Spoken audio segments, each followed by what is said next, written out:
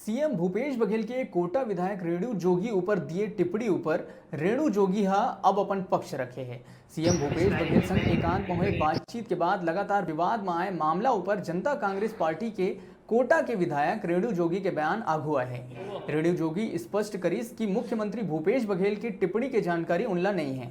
श्रीमती जोगी एहू साफ करीस कि जेसीसीजे के प्रदेश अध्यक्ष अमित जोगी लंग उखर इस संदर्भ में कोनो बात घलो नहीं हुए हैं।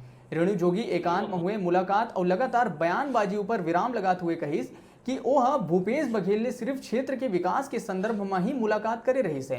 दरअसल जनता कांग्रेस के प्रदेश अध्यक्ष अमित जोगी सीएम भूपेश बघेल ऊपर प्रदेश के वरिष्ठ महिला नेता और कोटा विधायक ऊपर एक आपत्तिजनक बयान के आरोप लगाते हुए थाना में रिपोर्ट दर्ज कराई।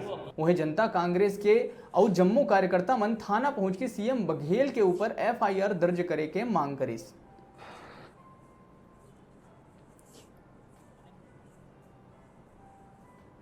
इस बारे में मैं टिप्पणी नहीं करना चाहूँगी कि ये पार्टी के वो प्रदेश अध्यक्ष हैं और मेरे से उनकी इस बारे में कोई चर्चा भी नहीं हुई है।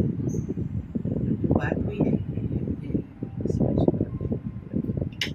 मैम, इलाके में